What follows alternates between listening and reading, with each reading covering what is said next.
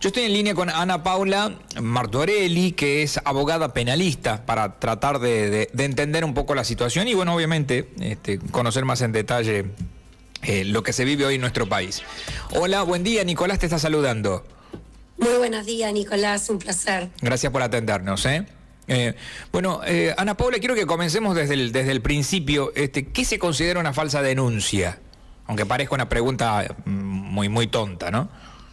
No es tonta, porque acá está la cuestión de precisamente qué consideramos una falsa denuncia. Uh-huh. Porque uno piensa que por ir y relatar un hecho que es inventado, que es falso, va a ser considerado falsa denuncia. Pero para realmente que sea una falsa denuncia, hay que comprobarlo. No todo es falsa denuncia.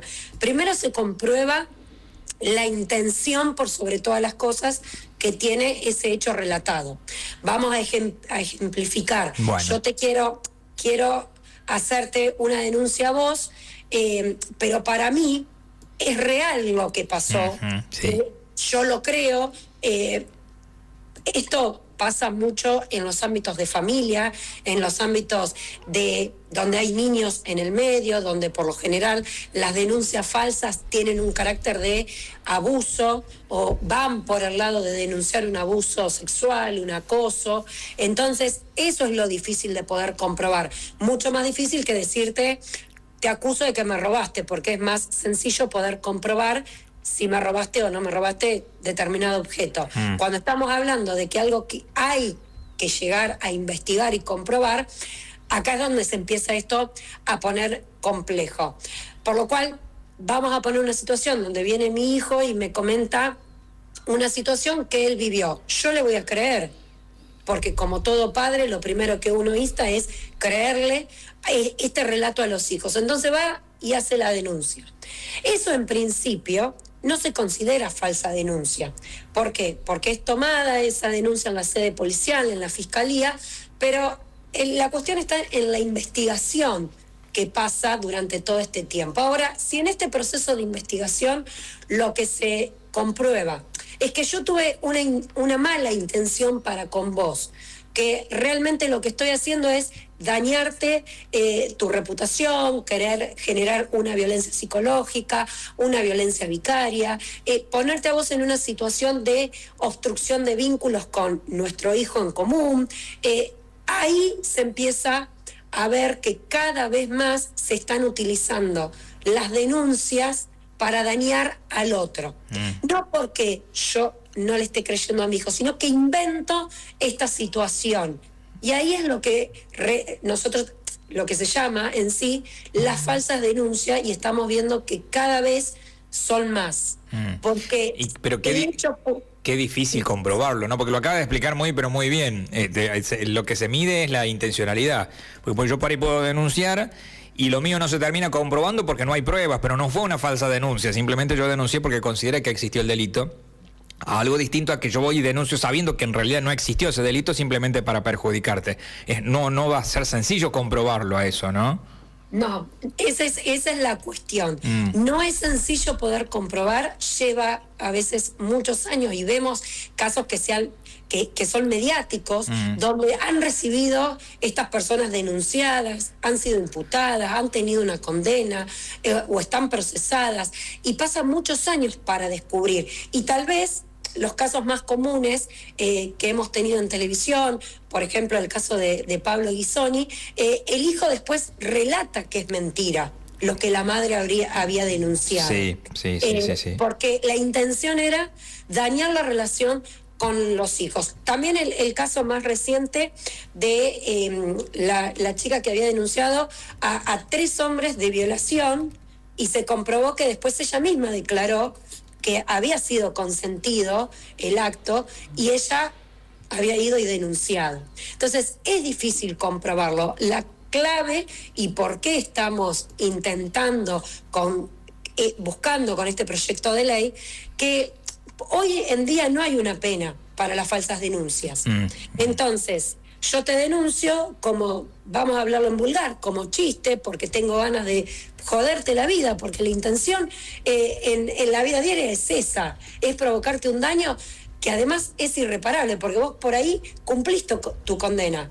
Pero el daño que a vos te genera socialmente en tu vida, tener una denuncia por abuso falsa, te va a afectar socialmente, en tu trabajo, en la relación con tu pareja actual, con tus amistades, con tu familia.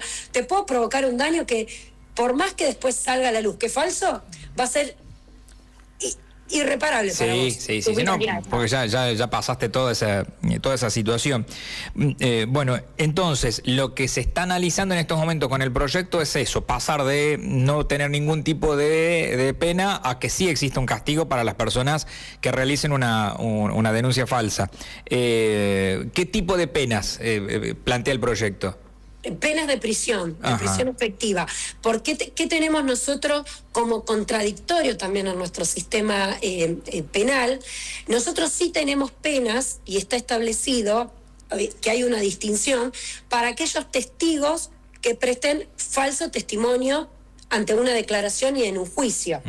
Ustedes han visto que cada vez, o a través de películas, por ejemplo, si no estuvieron en situaciones puntuales, pero cuando un testigo es citado a declarar en un juicio, se le lee que si presta un testimonio que es falso, puede ser reprimido desde 1 mes a 10 años, dependiendo la gravedad del testimonio, si recibió plata para dar un falso testimonio, para testificar. Pero eso no es dentro de un marco de un falso testimonio como testigo en un proceso judicial penal, que no tiene que ver con estas falsas denuncias que estamos hablando. Entonces, para un falso testimonio sí hay pena de prisión y se hace efectivo si se comprueba que hay encubrimiento, que hay un cohecho, que existen pruebas y es mucho más fácil poder llegar a esa investigación y comprobarlo, pero para cuando la persona va a denunciar falsamente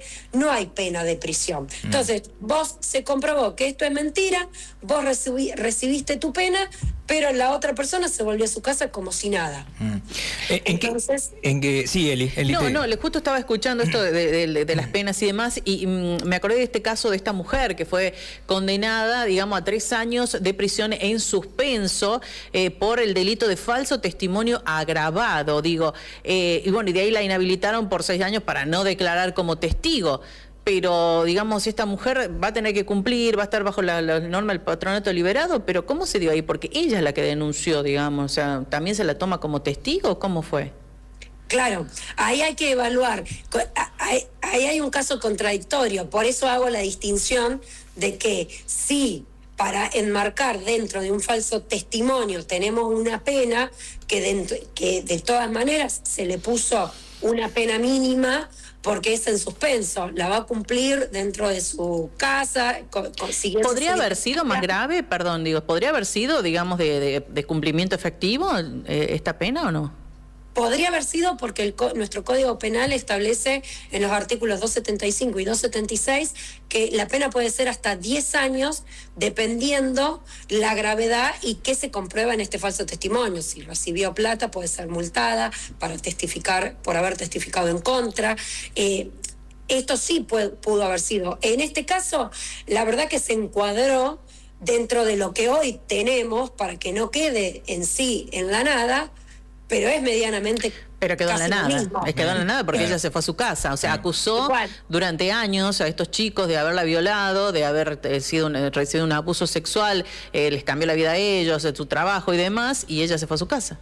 Claro, o sea, más allá de que está con este proceso judicial, ¿no? Pero lo mismo, no está presa, digamos. Claro, acá en este caso, ella testifica y declara que es mentira lo que denunció. Por eso es que probablemente se haya tomado como falso testimonio dentro de este proceso. Este hecho es, no sé si lo tienen en mente, doctora, es el de la mujer que después los muchachos habían presentado un video donde ellos Sí. tenían las relaciones, digamos, totalmente, digamos, o sea, era consensuado, consentidas. pero la justicia nunca le había dado importancia a este video, y después de años de estar en este proceso judicial, en el que igual ellos van, los meten presos, porque primero no, después sí, gracias a este video terminan, digamos, ellos, ella no en ningún momento cambió, después con el video en la mano de haber cambiado el testimonio, Claro. pero lo que ayuda es el video que ellos habían filmado del acto sexual, donde ella, digamos, en ningún momento se niega, Sí, sí, ¿no? sí, Es sí, totalmente sí, consensuado.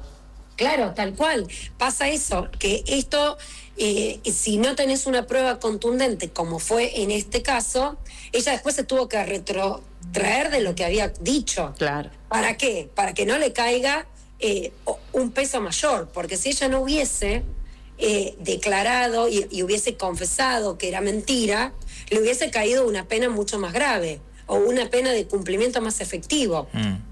Doctora, y el tema de lo que significa también, lo de diferenciar bien lo de las denuncias verdaderas y las falsas, es muy importante, porque también al fin y al cabo termina ensuciando al sistema en general, ¿no? Acá en La Rioja muchas veces se ha discutido el tema de las denuncias por violencia de género. Es sí. la más común de una parte decir que del otro lado han denunciado al hombre simplemente por un revanchismo, lo que fuese, y no porque realmente ocurrió. Después obviamente la justicia tiene que comprobar si esto es así. Pero digo, termina también ensuciando a todas aquellas mujeres que sí denuncian realmente porque existió la violencia de género. Digo, es importante también hacer una diferenciación para que tengamos claras las cosas, ¿no? Precisamente, es difícil y es un tema sensible porque, como todo, siempre vamos a tener una parte que va a estar afectando a algo que realmente tiene un verdadero sentido y que no hay que perder de vista que existen denuncias y hechos que son ciertos, son verídicos. Pero ¿qué sucede? Ha aumentado tanto estadísticamente en todo nuestro país los hechos de violencia intrafamiliar, los casos de abuso, que hoy por prevención, por una medida cautelar que el juez tiene que sí o sí imponer y tomar asuntos. ¿Por qué? Porque también, ¿qué pasaba antes? Una persona iba, denunciaba un acto de esto, por ahí no era considerado en su gravedad y después terminaba pasando algo grave, claro. Que terminábamos en un homicidio, en un suicidio, en algo, porque esta situación se iba de las manos. Entonces, a raíz de eso, también es importante que desde el primer momento se pueda implementar una medida cautelar. Ahora, como todo en nuestro país y en muchas partes del mundo, hay un gran abuso de estas situaciones. Entonces yo, ante una medida de querer tener una protección o sacarte de encima del medio de una relación, porque esto viene conflictivo, porque X situación que pueda estar pasando, yo voy y denuncio. Tienen la obligación de tomarme esta denuncia, de implementar todo el proceso cautelar de acuerdo a esto, y se ha comprobado que hay un abuso, y mucho más cuando hay hijos en el medio. Y ahí entra la rama donde empezamos a tener los conflictos, donde empieza la obstrucción de vínculos, ahí empieza realmente a tomar mayor peso para este proyecto de ley, porque no termina solamente afectando a una persona, termina afectando a terceros, porque la excusa es hacerte daño a vos, pero a través de un tercero que son, en línea general, son los hijos. Entonces, de ahí la importancia de que esto pueda estar puesto en palabras, pueda tener una pena para que, llegado el caso, uno piense, como todo se pretende en nuestro Código Penal, piense más de una vez si es oportuno o no. Y no menor, un detalle que es contradictorio y que es picante para nuestro ejercicio en sí, suele pasar desde colegas, desde letrados, desde peritos, desde psicólogos, que recomiendan que vayan a hacer las denuncias. Y ahí se empieza, como hemos visto en el caso de Santa Fe, que hay una red, ahora se ha descubierto, de psicólogos que entramaban todo un círculo de peritaje para aumentar que estas falsas denuncias sigan su curso y tengan mayor relevancia, porque obviamente cuando empezamos con este proceso, empieza a interactuar todo un sistema interdisciplinario. Entonces, muchas veces, ¿qué sucede? Porque lo escuchamos desde los mismos clientes que vienen y nos dicen, ay, pero tal abogado, tal psicólogo me dijo que vaya y denuncie que me pegó, para que me dé la importancia dentro del juzgado. Y eso es muchísimo más grave que la persona en sí vaya y denuncie. Totalmente, claro. Bueno, las condenas van a ser, digamos, realmente ejemplares, digamos, o sea, para aquellos que denuncien, digo, más allá de que sea la persona, pero también para los profesionales que están involucrados, sí, es más grave todavía porque son realmente conscientes, ¿no? Por ahí una persona, qué sé yo, capaz está manipulado, está vulnerable, pero que está mal, obviamente uno sabe que está mintiendo. Entonces, ¿cuáles son, digo, digamos, el endurecimiento que se busca, doctora? ¿De cuánto sería? Lo que establece la ley son estos plazos de 3 años en adelante para, dependiendo la gravedad y obviamente, como pasa en los casos de profesionales, la inhabilitación de matrículas, el no poder seguir ejerciendo, precisamente por esto, porque uno está poniendo en juego y está manipulando también a las personas. Pero 3 años nada más, eso es todo lo que está. Como mínimo, como piso mínimo. 3 años como mínimo. ¿Y en qué situación? Me parece que es poco, la verdad. ¿Y en qué situación está el proyecto, doctora? ¿Hay consenso entre los legisladores? Sí, en esto, mira, yo creo que es uno de los proyectos que más consenso tiene, de acuerdo a lo que venimos viendo mediáticamente en cuanto a la reforma laboral y a la reforma que fue de la ley penal juvenil, sí, que eran más contradictorios. Porque esto atraviesa a todos los sectores y acá no hay algo contradictorio en cuanto a la teoría y en cuanto a lo técnico, que sí se debatió y sí está en tela de juicio en las 2 leyes antes mencionadas, que hay cuestiones inconstitucionales o de agravantes en cuanto a nuestros tratados internacionales que nuestro país ratifica. En esto estamos hablando puramente de lo que está pasando y de algo que se está yendo de las manos y que necesita una pena efectiva. Y acá no estamos cuestionando algo técnico o que hay algo que se está vulnerando. Precisamente lo que se está vulnerando es al ser humano en su integridad, en su honor y en su vida diaria, en su vida privada, por lo cual, y mucho más si esto es mediático. Por ende, endurecer estas primero poner una pena ya significa algo, por más que siempre nos quede sabor a poco, pero partir de un piso que de ahí en adelante, de acuerdo a los agravantes y de acuerdo al contexto, pueda ser mayor, es un gran avance y por lo menos tenemos herramientas a la hora de poder tratar estos casos. Doctora, la última que le quiero hacer, que es muy interesante y da para una charla más larga. ¿Existen herramientas para prevenir la falsa denuncia? Parece también medio rebuscado, pero me gustaría saber si es que legalmente existen. Hoy no tenemos nada para poder prevenir. En realidad lo que hoy uno tiene como método de prevención es el oído y una mirada muy agudizada, donde tratando estos temas a diario, uno puede empezar a visualizar y poner el ojo en cuándo esto viene encarado desde este lado, desde lo falso y desde lo inventado. Porque esto... Eso del lado de la justicia, lo dice usted, del lado de una jueza, de un juez, por ejemplo. Que ustedes también que recetan. Y del abogado también. Bien. ¿Y si quieren se puede hacer una demanda civil, doctora, hoy? Como reparación del daño. Cuando terminamos el proceso penal podemos hacer una reparación del daño por la vía civil. Sí, pero esto tiene que ser posterior a todo el que vos demuestres que mintió. Que esto puede tardar años. ¿Por qué? Porque hoy tenemos un proceso judicial donde no se da en un corto plazo, y donde por ahí también sos sobreseído de esto, pero todavía tenemos que esperar que la sentencia esté firme, o sea, seguir, o sea, es muy largo el proceso. Esto es lo que trata, es evitar o por lo menos achicar la cantidad de falsas denuncias que ingresan al sistema judicial. Y obviamente... ¿Hay un porcentaje, doctora, de las falsas denuncias que existen actualmente en Argentina? No lo tengo en este momento presente, pero estadísticamente desde lo práctico, de un 100% de denuncias de esta índole de abuso, tanto en el ámbito Otro ámbito que también suele ser utilizado falsamente es el ámbito escolar, que no quiere decir que no existan todas estas cosas. Tomemos con el mayor respeto para aquellas víctimas que sí lo son, de abuso por lo general. Pero dentro del ámbito escolar, a profesores de música, a profesores de educación física son los que más reciben denuncias. Entonces, no solo dentro del ámbito intrafamiliar, lo tenemos dentro del ámbito escolar y dentro del ámbito laboral.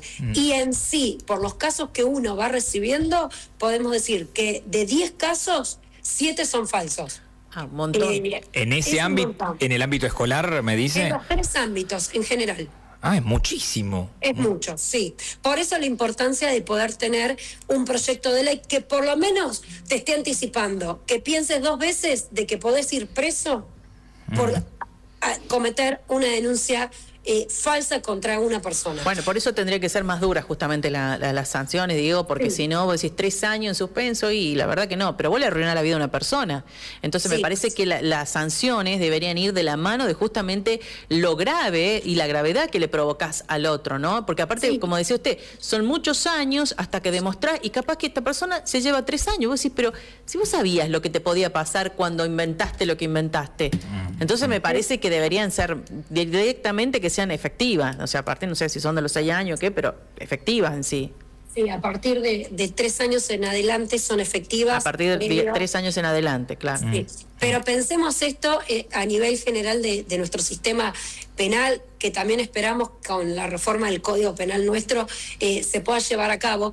Hoy una pena para un delito de abuso sexual comprobado, que no tenga determinados agravantes que pueda aumentar estas penas, partimos de que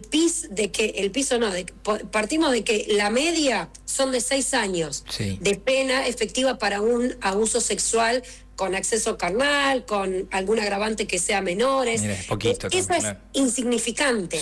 Entonces, esto en lo general, hay que evaluar después cada caso y esto se puede llevar a más cantidad de años, obviamente. Pero partimos de esta base. Si lo ponemos en tela de juicio, con el daño que esto produce a un niño o mucho más a un niño, pero también a cualquier persona. Pero ahí son los jueces lo que falla, lo que me parece a mí que fallan, porque si vos ya sabés lo que, o sea, uno sabe lo que significa que una persona sufre un abuso sexual con acceso carnal todavía, entonces lo que eligen ahí, lo que interpretan son los jueces, o no, los que dictaminan la pena que les dan a la persona. El juez dictamina. Tiene las herramientas, eso es lo que quiero decir.